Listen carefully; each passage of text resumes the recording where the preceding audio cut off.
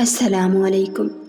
आज तक मैं कभी इतनी हिम्मत जमा नहीं कर पाई थी कि दुनिया को अपना सच बता सकूं, लेकिन आज जब खुदा ताला की तरफ से ये सच लोगों के सामने आ गया और उस्ताद के नाम पर मौजूद चंद भेड़ियों की हकीकत खुल गई, तो मैंने भी ये फ़ैसला किया कि जो कुछ मुझ पर बीता है वो मैं दुनिया को ज़रूर बताऊंगी कि किस तरह तलबा को जिनसी तौर पर हरासा करके उनकी नसीबा वीडियोस बनाई जाती हैं और डार्क वेब्स पर अपलोड करके लाखों डॉलर्स कमाए जाते हैं। और ऐसा करने वाले दरअसल कौन लोग हैं। ये 5 दिसंबर 2022 की बात है। एक क्लर्क ने आकर मुझे इत्तला दी कि सर फैज़ान मुझे अपने ऑफिस में बुला रहे हैं। मैं उनके ऑफिस पहुंच गई। सर फैज़ान ने मुझे कुर्सी पर बैठने को कहा और इसके बाद एक ऐसी बात कही कि मेरी आंखें फटी की फटी रह गईं। मुझे यकीन नहीं आया कि उस्ताद होकर वो मुझसे इस तरह की बात कर सकते हैं। मैं तो उन्हें अपना रूहानी बाप समझती थी। शायद मेरे सुनने में कोई गलती हो गई हो। यही सोचकर मैंने हैरत से उनका चेहरा देखा तो वो कहने लगे, मिस किरण, आपने ठीक सुना है। मैं यही तो कह रहा हूँ कि अगर आपको अच्छी जीपीए चाहिए तो आपको मेरे साथ कोऑपरेट करना होगा। आप अच्छी तरह जानती हैं कि आपका पिछला रिजल्ट कुछ ज़्यादा ख़ास नहीं आया था और अगर यही हाल रहा तो आपकी स्कॉलरशिप ख़त्म हो जाएगी। मैं इतनी कम उम्र या नादान नहीं थी कि उनकी बात का सही मतलब ना समझ पाती और इसी वजह से मेरे होश उड़ गए थे। मैं गुस्से में कुर्सी से खड़ी हुई और सर से कहा कि आप सोच भी कैसे सकते हैं कि मैं इस कदर गिर जाऊंगी, और वो भी सिर्फ चंद नंबरों के लिए। मैं एक इज़्ज़तदार ख़ानदान से ताल्लुक़ रखती हूँ और जीपीए की खातिर ऐसा कुछ नहीं कर सकती जो आप चाहते हैं। आइंदा मुझसे इस तरह की कोई बात की तो अच्छा नहीं होगा। आप उस्ताद होकर ऐसी घटिया बात कैसे कर सकते हैं। मैं वाइस प्रिंसिपल से आपकी शिकायत लगाऊंगी। मैं गुस्से में वापस पलटी तो सर फैज़ान ने बड़ी डटाई से मेरा हाथ पकड़ा और कहने लगे, बड़े फ़ायदे का सौदा है, सोच समझ कर फैसला करो। ना सिर्फ जीपी अच्छी आएगी बल्कि खूब ऐश भी करोगी। ये कहकर इन्होंने मेरा दुपट्टा खींच लिया। उनकी ये हरकत मुझसे बर्दाश्त ना हुई। मैंने गुस्से में उनसे कहा कि अगर आपने मेरा दुपट्टा वापस ना किया तो मैं खूब शोर मचाऊंगी और दुनिया को आपका असली चेहरा दिखाऊंगी। मेरी बात पर उन्होंने घबराकर मेरा दुपट्टा छोड़ दिया। ये यूनिवर्सिटी थी और मेरा ज़रा सा भी हंगामा उनकी साख को बुरी तरह मुतासिर कर सकता था। वो तलमला कर कहने लगे, याद रखना किरण, तुम्हें अपनी ये गलती बहुत भारी पड़ेगी। तुम्हें पता नहीं कि तुम किसके साथ पंगा ले रही हो। मैंने हकारत से उन्हें देखते अपना दुपट्टा लपेटा और अपना बैग सीने से लगाए बाहर निकल आई। मेरा सारा वजूद पसीने से शराबूर हो गया था। मुझे हरगिज़ भी अंदाज़ा नहीं था कि मुझे अपने ऑफिस में बुलाने के पीछे उनका ये मकसद हो सकता है। पता नहीं किस तरह के कमीने इंसान थे। उस्ताद कहलाने के तो लायक ही नहीं थे। मैं उन्हें क्या समझती थी और वो क्या निकले थे। मुझसे मेरे जिस्म का सौदा करना चाहते थे और वो भी सिर्फ चंद नंबरों की खातिर। मैंने दिल ही दिल में इरादा किया कि मैं इस बात पर खामोश नहीं रहूँगी। एक उस्ताद होकर अगर वो मुझसे इस तरह की बात कर सकते हैं तो कल को वो किसी और के साथ भी ऐसी ही बात करेंगे। मुझे हमेशा ही गलत के खिलाफ आवाज़ उठाने की आदत थी। मैंने सीधे वाइस प्रिंसिपल के दफ्तर की राह ली और उन्हें जाकर सर फैज़ान की सारी हकीकत बता दी। वाइस प्रिंसिपल ने बड़ी खामोशी से मेरी सारी बात सुनी और फिर एक शरबत का गिलास मेरी तरफ बढ़ाया और कहने लगे, मिस किरण, सुकून से शरबत पिएं और फिक्र न करें, हम अभी आपके मसले का हल निकालते हैं। मुझे सुकून हुआ कि चलो वाइस प्रिंसिपल ने मेरी बात पर एतबार कर लिया है। लेकिन जैसे ही मैंने शरबत पिया मेरे सामने सारा मंजर धुंधलाने लगा। आहिस्ता आहिस्ता वाइस प्रिंसिपल का चेहरा भी मुझे सही से दिखाई नहीं देने लगा और मैं वहीं चकरा कर बेहोश हो गई। जब मुझे होश आया तो एम्बुलेंस के सायरन की आवाज़ मेरे कानों में गूंज रही थी। मेरा सर बुरी तरह दुख रहा था और कुछ ही लम्हों में मुझे समझ में आया कि मैं एक एम्बुलेंस में लेटी हुई हूँ और इससे पहले कि मैं उठकर बैठती या शोर मचाने की कोशिश करती, किसी ने मेरे मुंह पर हाथ रख दिया और सख्ती से कहा कि खबरदार, जो आवाज़ निकाली यहीं तुम्हारा गला दबा दूंगा या फिर चलती एम्बुलेंस से फेंक दूंगा। किसी को कानों कान खबर ना होगी। उसकी बात पर मेरी रूह फना हो गई थी। मैं उस चेहरे को बहुत अच्छी तरह पहचानती थी। उसे देखकर तो मेरे होश उड़ गए थे। ये सब क्या हो रहा था? वो वाइस प्रिंसिपल का सेक्रेटरी था। सिर्फ सर फैज़ान ही नहीं बल्कि शायद मेरे वाइस प्रिंसिपल भी इस सब में बराबर के हिस्सेदार थे। کاش کہ مجھے یہ بات پہلے ہی پتہ ہوتی تو میں کبھی ان کے آفس کا رخ نہ کرتی۔ مجھے کیا خبر تھی کہ اوپر سے نیچے تک کون کون اس گندے کام میں ملوث ہے۔ میں بہت بری طرح پھنس چکی تھی اور خود کو اس مشکل سے آزاد کروانے کا مجھے کوئی راستہ نہیں دکھائی دے رہا تھا۔ ایمبولینس تیز رفتاری سے چل رہی تھی اور کافی دور جا کر ایک ویرانے میں ایک بڑی سی عمارت کے آگے ایمبولینس کو روک دیا گیا۔ وہی آدمی جس نے مجھے ایمبولینس میں دھمکی دی تھی مجھے زبردستی ایمبولینس سے اتار کر عمارت کے اندر لے جانے لگا۔ میں نے خود کو چھڑانے کی کوشش کی، ہنگامہ کرنا چاہا لیکن ناکام رہی۔ وہ مجھے کھینچتا ہوا اس عمارت کے اندر لے گیا۔ وہاں میرے باپ کی عمر کا ایک ادھیڑ عمر آدمی موجود تھا۔ اس آدمی نے مجھے دھکا دے کر اس ادھیڑ عمر آدمی کے قریب پھینکا اور کہنے لگا، لو خان، تمہارے لیے نیا مال لے آیا ہوں، اب تم خود اسے سنبھال لو۔ وہ آدمی مجھے خان کے حوالے کر کے پلٹ گیا اور میں نے اس امید پر خان سے مدد کی التجا کی کہ وہ میری باپ کی عمر کا تھا۔ مجھے لگا کہ شاید اسے ہی مجھ پر رحم آ جائے گا، لیکن جب اس نے میری التجا پر ایک زوردار قہقہہ لگایا تو مجھے سمجھ آ گیا کہ یہ سب ایک ہی جیسے بے ضمیر انسان ہیں۔ میں نے غصے میں اس سے کہا کہ میں کبھی تم لوگوں کو تمہارے ناپاک ارادوں میں کامیاب نہیں ہونے دوں گی۔ تم لوگ یونیورسٹی کی سیدھی سادی لڑکیوں کے ساتھ نمبروں کے نام پر ایسا کھیل کھیلتے ہو۔ میں تم لوگوں کا سچ دنیا کے سامنے لاؤں گی۔ میری بات پر اس نے بڑی عجیب سی نظروں سے میری طرف دیکھا اور کہنے لگا، یونیورسٹی کی سیدھی سادی لڑکیاں، چلو ابھی تمہاری غلط فہمی دور کر دیتا ہوں۔ اس نے میرا ہاتھ پکڑا اور کھینچتا ہوا اوپری منزل پر لے گیا اور جیسے ہی ایک کمرے کا دروازہ کھولا تو میرے ہوش اڑ گئے۔ اندر زرینہ بیٹھی ہوئی تھی۔ وہ میری ہی کلاس کی ایک لڑکی تھی جو اپنے گاؤں سے یہاں پڑھنے کے لیے آئی ہوئی تھی، لیکن جس حالت میں وہ موجود تھی مجھے اپنی آنکھوں پر یقین نہیں آ رہا تھا۔ وہ ایک مرد کی باہوں میں باہیں ڈالے، شراب کا گلاس ہاتھ میں لیے پوری طرح مدہوش تھی اور مجھے سمجھ نہیں آ رہا تھا کہ یہ سب کیا ہے۔ خان نے میرے چہرے کی حالت دیکھی تو ہنس کر کہنے لگا کہ اتنا ہی کافی ہے یا آگے بھی کچھ دکھاؤں؟ چلو تمہیں اور بھی سیدھے سادے چہرے دکھاتا ہوں۔ یہ کہہ کر اس نے جیسے ہی دوسرے کمرے کا دروازہ کھولا تو میرے قدموں تلے سے زمین سرک گئی۔ وہاں میری ایک سینئر کلثوم موجود تھی اور اس کا حال بھی زرینہ سے زیادہ مختلف نہیں تھا۔ مجھے لگا کہ میں اپنے پیروں پر کھڑی نہیں رہ سکوں گی۔ یہ وہ لڑکیاں تھیں جو بہت ہی سیدھی سادی اور نیک نظر آتی تھیں اور میں خود ان کو پارسا سمجھتی تھی۔ یونیورسٹی کے ہر سیمسٹر میں یہ لڑکیاں ہی ٹاپ کرتی تھیں، لیکن ان کا یہ روپ میری سمجھ سے باہر تھا۔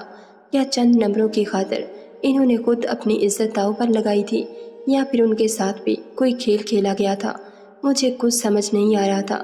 اس خان نے کمرے کا دروازہ بند کیا اور کہنے لگا، اگر تم بھی ان کی طرح عیش کرنا چاہتی ہو اور ہر سیمسٹر میں اچھے نمبر حاصل کرنا چاہتی ہو تو بغیر شور شرابے کے ہمارے کام میں حصے دار بن جاؤ، نہیں تو یہی سب ہمیں تم سے زبردستی کروانا ہوگا اور پھر تمہارا رزلٹ بھی خراب آئے گا۔ مجھے دھمکی دیتے وہ زور سے ہنسا تھا اور میرا دل دہل گیا تھا۔ یہ کیسی لڑکیاں تھیں جو چند نمبروں کی خاطر اپنی عزت اتار چکی تھیں؟ کم از کم میں ان جیسی نہیں ہو سکتی تھی۔ میں نے ادھر ادھر نظر دوڑائی اور مجھے پاس ہی ایک گلدان رکھا نظر آ گیا۔ اگر میں ہمت نہ کرتی تو شاید مجھے بھی اس دلدل میں دھنسنا پڑتا اور یہ میرے لیے ممکن نہیں تھا۔ اسی لیے میں نے آؤ دیکھا نہ تاؤ گلدان اٹھایا اور اس شخص کے سر پر دے مارا۔ وہ شاید اس حملے کے لیے تیار نہیں تھا، اسی لیے اس کے سر سے خون نکل آیا تھا۔ وہ اپنا سر پکڑے در سے لوٹ رہا تھا اور میں وہاں سے بھاگ نکلی تھی، لیکن میری بدقسمتی تھی کہ یہاں پہرا بہت زیادہ ہی سخت تھا اور تھوڑی دور بھاگنے کے بعد ہی ایک گارڈ نے مجھے پکڑ لیا تھا۔ میں اس مضبوط جسامت والے گارڈ سے خود کو چھڑوا نہیں پائی تھی اور پیچھے سے خان بھی میرے سر پر پہنچ گیا تھا۔ ان دونوں نے مجھے بڑے سے کمرے میں بند کر دیا جہاں پہلے سے کچھ لڑکیاں موجود تھیں اور میں تقریباً ان سب کو ہی اچھی طرح پہچانتی تھی، اور اسی بات نے مجھے چوکنے پر مجبور کر دیا تھا کہ یہ اتنی ساری لڑکیاں یہاں کیا کر رہی ہیں۔ سب کا تعلق ہی یونیورسٹی سے تھا۔ میں نے ایک ایک سے سوال پوچھا کہ تم یہاں کیا کر رہی ہو، اور سب نے ایک ہی جواب دیا کہ سر فیضان نے انہیں اچھے نمبروں کے لالچ میں اس کام کے لیے مجبور کیا ہے۔ وہ لڑکیاں جو دوسرے شہروں اور قصبوں سے آئی ہوئی تھیں وہ ہرگز بھی یہ نہیں چاہتی تھیں کہ ان کی پڑھائی ختم ہو اور انہیں واپس اپنے گھروں کو لوٹنا پڑے۔ کسی کے باپ نے اپنی ساری جمع پونجی لٹا کر اسے یہاں پڑھنے کے لیے بھیجا تو کسی کے باپ نے یہ دھمکی دے کر کہ اگر اچھے نمبر نہ آئے تو فوراً شادی کروا دی جائے گی، اس لیے ان میں سے کوئی بھی واپس لوٹنا نہیں چاہتی تھی اور وہ سب اپنی خوشی سے یہاں سر فیضان کے ہاتھوں استعمال ہو رہی تھی، جبکہ کچھ لڑکیاں ایسی تھیں جنہیں پہلی بار زبردستی یہاں لایا گیا تھا اور اس کے بعد ان کی ایسی نازیبا ویڈیوز بنائی گئی تھیں کہ نہ چاہتے ہوئے بھی انہیں یہاں آنا پڑتا تھا۔ یہ سن کر میری جان نکلنے لگی تھی، کیونکہ مجھے بھی زبردستی ہی یہاں لایا گیا تھا اور میں اپنی مرضی سے تو یہ سب کچھ کرنے والی نہیں تھی، تو شاید یہ لوگ میرے ساتھ بھی زبردستی یہی سب کرتے۔ مجھے اپنی بربادی صاف دکھائی دے رہی تھی، میری آنکھوں سے آنسو بہہ رہے تھے۔ پتہ نہیں میں کس مصیبت میں پھنس گئی تھی۔ یہ سچ تھا کہ میں چاہتی تھی میری اسکالرشپ ختم نہ ہو اور اسی لیے میں نے کئی دفعہ سر فیضان سے پڑھائی میں مدد مانگی تھی، لیکن میں یہ غلط راستہ اختیار نہیں کر سکتی تھی۔ میرے لیے اس سے تو بہتر یہ تھا کہ میں پڑھائی چھوڑ کر گھر بیٹھ جاتی۔ مجھے اس کمرے میں ان لڑکیوں کے ساتھ بند ہوئے کوئی 2 گھنٹے گزر چکے تھے اور پھر کمرے کا دروازہ کھلا، ایک گارڈ اندر آیا اور مجھے کھینچتا ہوا ایک دوسرے چھوٹے سے کمرے میں لے گیا۔ میں پوری طرح چیخ رہی تھی۔ اس کمرے میں پہلے سے ہی سر فیضان موجود تھے۔ انہیں دیکھ کر میرے رونگٹے کھڑے ہو گئے۔ وہ مسکراتے ہوئے کہنے لگے، میں نے کہا تھا نا کرن، یہ حرکت کر کے تم خود کو برباد کرو گی۔ وہیں خاموشی سے میری بات مان لیتی تو کسی کو کانوں کان خبر نہ ہوتی اور تمہیں یہاں تک نہ لایا جاتا۔ اب تم صرف میری ہی نہیں، نہ جانے کتنے مردوں کی بستر کی زینت بنو گی۔ میں نے ان کے آگے ہاتھ جوڑ دیے اور کہا کہ مجھے جانے دیں، میں ان دوسری لڑکیوں جیسی نہیں ہوں، میں بہت شریف اور عزت دار لڑکی ہوں۔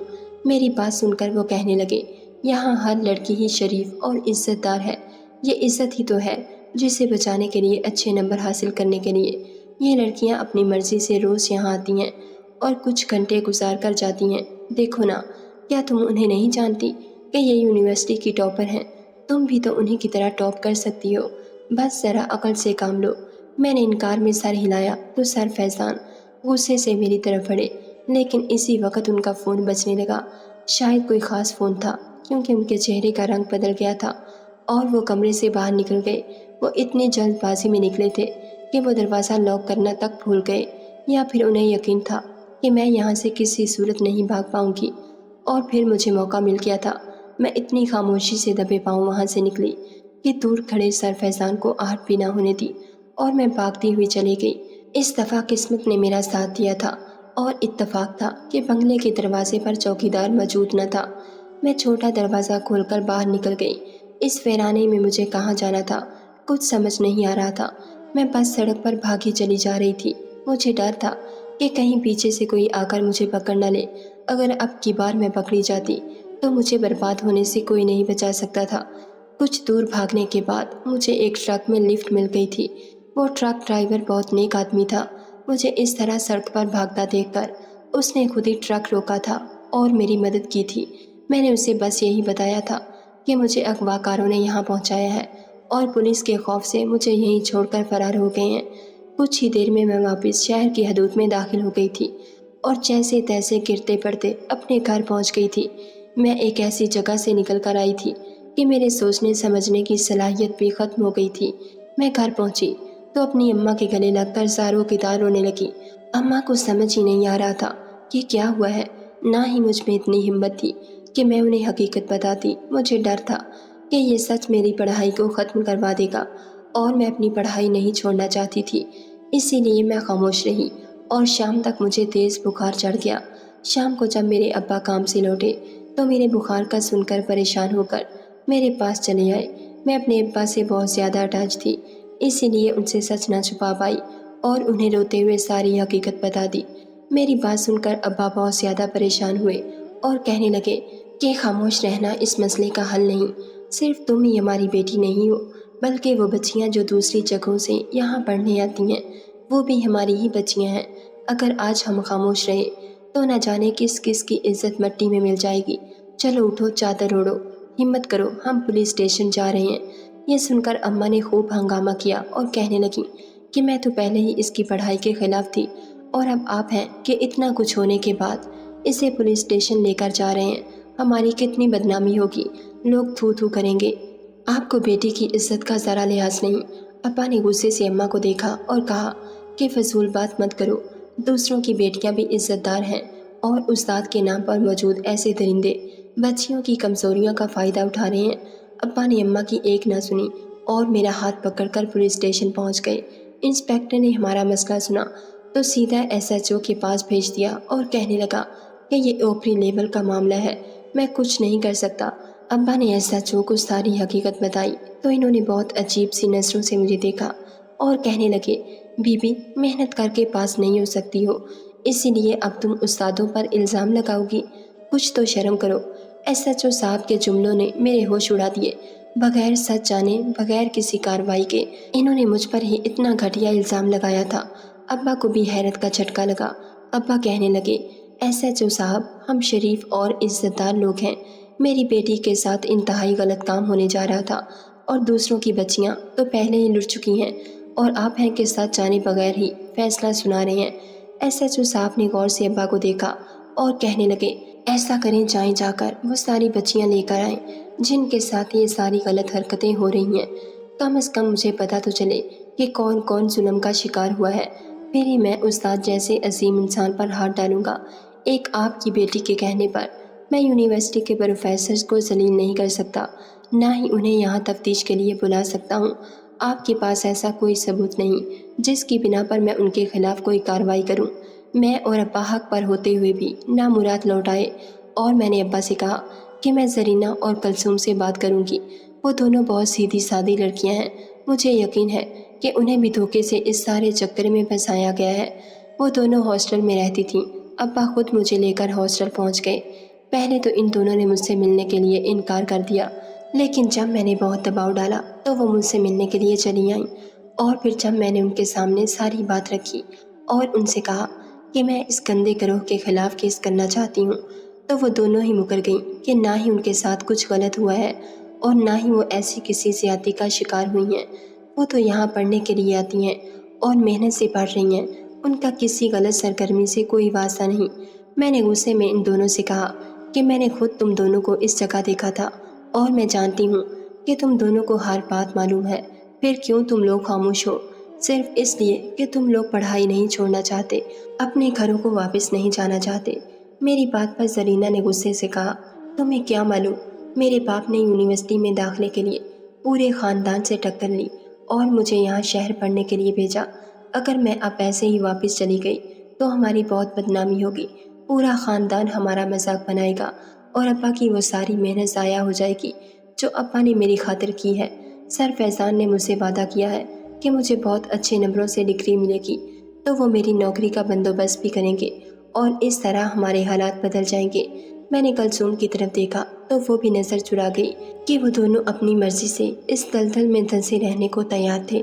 میں نے کلثوم کو منانے کی کوشش کی تو اس نے صاف لفظوں میں کہا کہ اس مافیا کے پاس اس کی بہت ساری ایسی نیم برہنہ ویڈیوز موجود ہیں کہ جن کے ہوتے ہوئے وہ ان کے خلاف کوئی آواز نہیں اٹھا سکتی، اسی لیے بہتر یہ ہے کہ میں بھی خاموشی اختیار کر لوں، ورنہ ان کی عزتوں پر بھی آ جائے گی۔ میں نے افسوس بھری نظروں سے ان دونوں کو دیکھا جو بہت آسانی سے ان بھیڑیوں کا شکار ہو گئی تھی۔ میں خالی ہاتھ واپس لوٹ آئی۔ ابا میرا چہرہ دیکھ کر سمجھ گئے تھے کہ کسی بھی لڑکی نے میرا ساتھ دینے کے لیے انکار کر دیا تھا۔ ہم تھکے ہارے گھر پہنچے تو اماں کے چہرے کی ہوائیاں اڑی ہوئی تھیں۔ وہ روتے ہوئے کہنے لگی کہ کسی نے گھر کے نمبر پر فون کیا اور اماں کو دھمکی دی کہ اگر ہم لوگوں نے کسی کے بھی خلاف کوئی آواز اٹھائی یا پولیس میں گئے تو سب کو جان سے مار دیا جائے گا۔ اماں نے ابا کے آگے ہاتھ جوڑ دیے اور کہنے لگیں، اس قصے کو یہیں ختم کر دو، دوسروں کی عزتوں کے بچانے کی خاطر ایسا نہ ہو کہ ہم اپنی زندگیوں سے ہی ہاتھ دھو بیٹھیں۔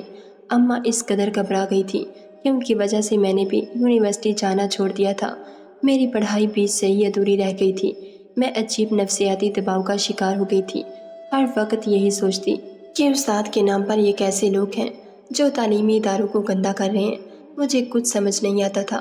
اور پھر ایک اچھا رشتہ دیکھ کر ابا نے میری شادی طے کر دی۔ میں شادی کی شاپنگ کے لیے اماں کے ساتھ بازار گئی کہ وہیں ایک ریسٹورنٹ کے شیشے پر میری نظر پڑی اور یہ دیکھ کر میں حیران رہ گئی کہ سر فیضان اور SHO ایک ساتھ بیٹھے کھانا کھا رہے تھے۔ بہت اچھی طرح مجھے ہر بات سمجھ آ گئی تھی۔ میں جان گئی تھی کہ یہ گھناؤنا کھیل اتنی آسانی سے کیسے کھیلا جا رہا ہے۔ ہماری عزت کے رکھوالے ہی ہماری عزتوں کا سودا کر رہے تھے اور یہ سب کچھ بہت ہی کھلے عام ہو رہا تھا۔ اس کے باوجود بھی کسی کو کچھ دکھائی نہیں دے رہا تھا۔ میں اماں کا ہاتھ تھام کر واپس گھر چلی آئی تھی۔ میری شادی ہو گئی اور میں اپنے گھر میں ایک اچھی زندگی گزارنے لگی۔ ماضی کا یہ قصہ مجھے بھلائی نہیں بھولتا تھا۔ اور پھر کچھ ہی دنوں پہلے میں نے خبروں میں دیکھا کہ ہماری یونیورسٹی کے ایک پروفیسر کے موبائل سے سارا ڈیٹا پولیس کو مل گیا ہے۔ وہ کوئی ایماندار پولیس افسر تھا جس نے اس بات کو دبانے کی بجائے متعلقہ اداروں کی توجہ اس جانب دلوائی اور یہ معاملہ میڈیا تک پہنچ گیا۔ بہت سے راز کھل کر دنیا کے سامنے آ گئے اور آج میں یہ سوچ کر پرسکون ہوں کہ اللہ کے گھر دیر ہے اندیر نہیں۔ اس وقت میں انصاف حاصل نہیں کر پائی تھی، لیکن آج سارے مجرم کٹہرے میں کھڑے ہیں اور آج نہیں تو کل انہیں سزا بھی ہو ہی جائے گی۔ البتہ مجھے اس بات کا دکھ ضرور ہے کہ میری پڑھائی ان مجرموں کی وجہ سے ادھوری رہ گئی اور میں اپنی ڈگری مکمل نہ کر سکی۔ میری سب والدین سے گزارش ہے کہ اپنے بچوں کو ایسی درسگاہوں میں بھیجنے سے پہلے انہیں اچھے اور برے کے بارے میں بتائیں اور اچھے نمبروں کو لے کر اتنا ذہنی دباؤ نہ ڈالیں کہ ہم جیسی لڑکیاں غلط راستوں پر چل پڑیں۔ قانون کو بھی اپنا شکنجہ مضبوط کرنا ہوگا اور استاد کے نام پر موجود ایسے درندوں کو اداروں سے چن چن کر نکالنا ہوگا۔ ناظرین، اگر آپ کو ہماری ویڈیو پسند آئی ہے تو لائک ضرور کیجیے اور ایسی مزید ویڈیوز دیکھنے کے لیے ہمارے چینل کو سبسکرائب کر لیجیے۔